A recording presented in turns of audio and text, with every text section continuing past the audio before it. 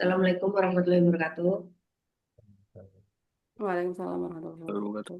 Eh, untuk siang hari ini kita dari kelompok 3 yang beranggotakan Dea, Ilmi, Noval, dan saya sendiri, Anisya, akan mempresentasikan materi tentang media pembelajaran konvensional dan media pembelajaran modern untuk memenuhi tugas mata kuliah media pembelajaran vokasional. Di sini ada beberapa poin yang akan kami presentasikan. Ada tentang pengertian media pembelajaran secara umum, lalu ada media pembelajaran konvensional, modern, studi kasus, kelebihan dan kekurangannya, serta kesimpulan dari presentasi pada siang hari ini. Yang selanjutnya untuk topik yang pertama yaitu media pembelajaran akan disampaikan oleh teman saya, Mbak Dea. Untuk Oke. waktunya dipersilahkan. Oke, baik. Di sini saya akan menjelaskan mengenai sejarah singkat media pembelajaran di Indonesia. Media pembelajaran di Indonesia masuk pada tahun 1951. Dari teknologi pembelajaran mulai dikenal di Indonesia sebagai solusi untuk meningkatkan proses pendidikan.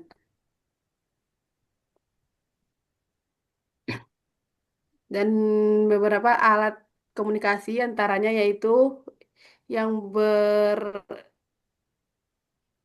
berproses bersama dengan guru dan siswa untuk dapat belajar secara langsung. Selanjutnya yaitu media pembelajaran yang digunakan pada masa itu berupa buku, gambar, model, dan alat bantu visual dasar. Selanjutnya itu pada tahun 1980-an, media pembelajaran sudah masuk ke teknologi digital dengan diperkenalkannya komputer untuk metode Computer Assistant Instruction C CAI. CAI. Pada tahun 1965 sampai dengan 1970, media pembelajaran tidak lagi hanya sebagai alat bantu, akan tetapi menjadi sebagian integral dari sistem pembelajaran yang direncanakan secara sistematis berdasarkan kebutuhan dan karakteristik peserta didik.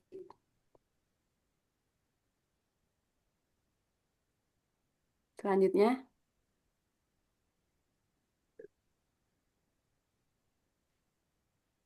pengertian media pembelajaran.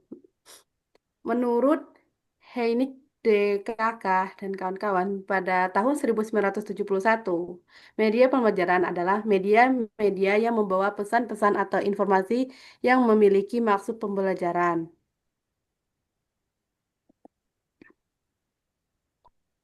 Selanjutnya yaitu menurut H. Malik 1994, media pembelajaran adalah keseluruhan sumber yang diperlukan untuk melakukan komunikasi dengan orang yang sedang belajar. Hal tersebut dapat berarti perangkat perangkat keras dan perangkat lunak yang digunakan pada perangkat keras yang digunakan untuk memahamkan peserta didik. Secara umum, pengertian dari media pembelajaran yaitu segala sesuatu yang digunakan untuk menyampaikan pesan, merangsang pikiran, minat, perhatian, perasaan peserta didik.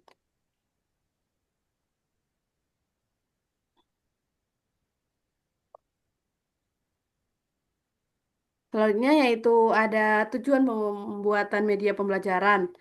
Yang pertama, agar peserta didik mampu memproses pengetahuan. Yang kedua, agar peserta didik mampu memperoleh pengetahuan secara mandiri. Yang ketiga, memberikan pengalaman belajar berupa cara-cara penting untuk memproses dan memperoleh pengetahuan, keterampilan, serta sikap sesuai kebutuhan peserta didik.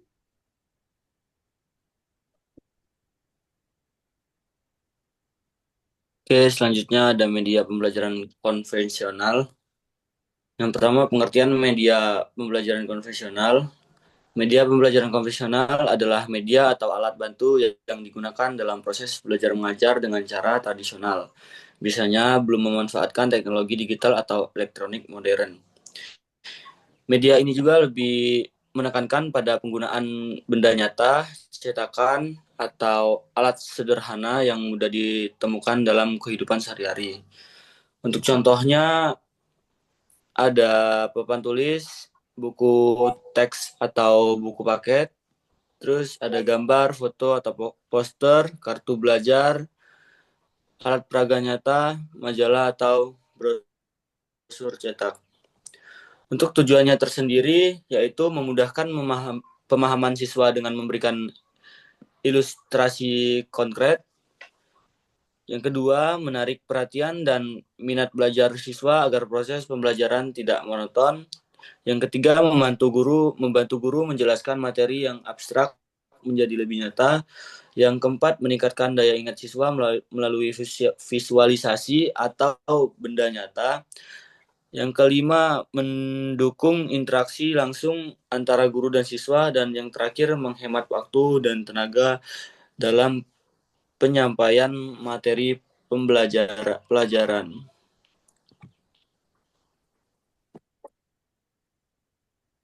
Oke, selanjutnya ada media pembelajaran modern.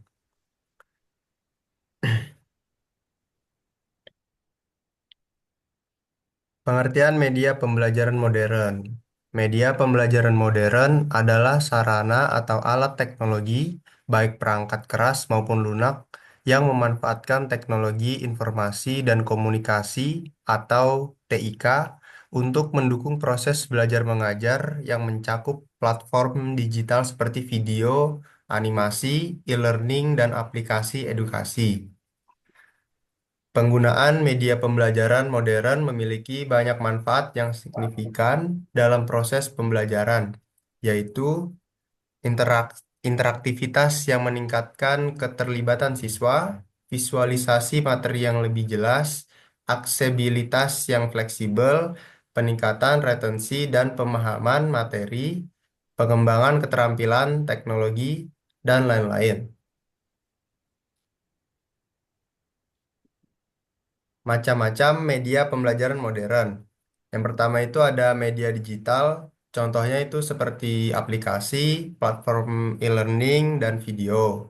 Yang kedua ada media audio atau podcast. Yang ketiga ada media interaktif seperti game edukasi, seperti Kahoot dan Quizizz.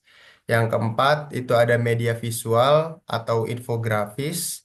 Yang kelima ada eh, augmented reality atau AR dan virtual reality atau VR.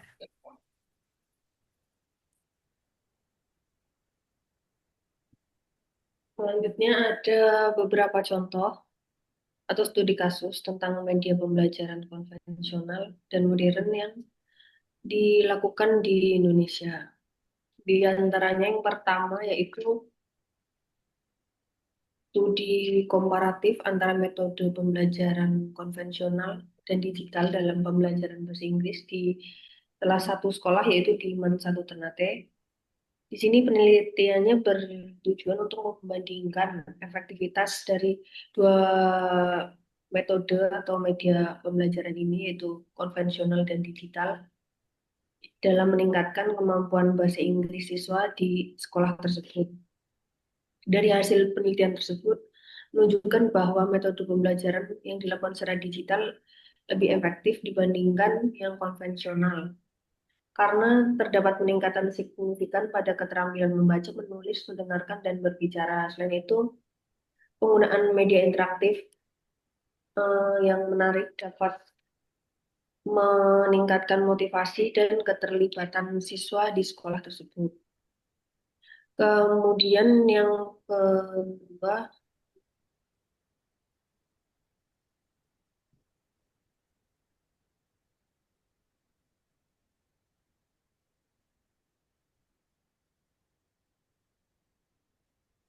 kemudian yang selanjutnya yaitu adalah analisis perbandingan media pembelajaran konvensional dan digital dalam pembelajaran PAI. Di sini dilakukan penelitian di sebuah sekolah, yaitu menganalisis karakteristik membandingkan efek aktivitas dan memberikan rekomendasi optimalisasi penggunaan kedua jenis media tersebut dalam pembelajaran. Di sini dihasilkan sebuah kesimpulan bahwa media konvensional lebih unggul, terutama dalam aksesibilitas universal, biaya yang terjangkau, dan kesesuaian tradisi Islam melalui personal. Media digital menawarkan interaktivitas tinggi, fleksibilitas akses, dan visualisasi yang sesuai dengan generasi digital.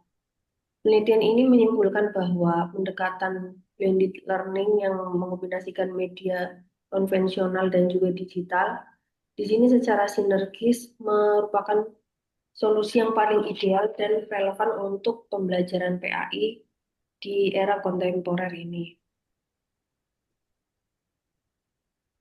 Kemudian yang selanjutnya ada studi kasus, masih studi komparatif antara metode pembelajaran konvensional dan e-learning atau pembelajaran digital atau yang biasa kita sebut dengan metode pembelajaran modern pada pendidikan tinggi.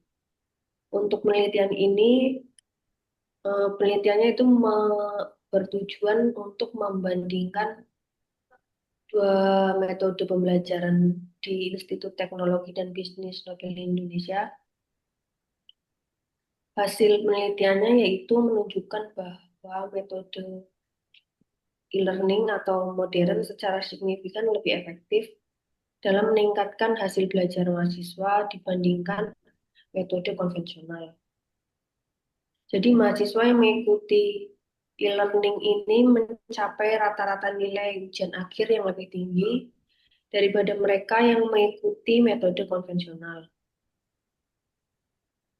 Di sini persepsi dan kepuasan mahasiswa juga menunjukkan variasi yang mencolok. Jadi di sini mahasiswa e-learning lebih menghargai fleksibilitas. Maksudnya fleksibilitas waktu untuk belajar, sementara mahasiswa yang konvensional menilai tinggi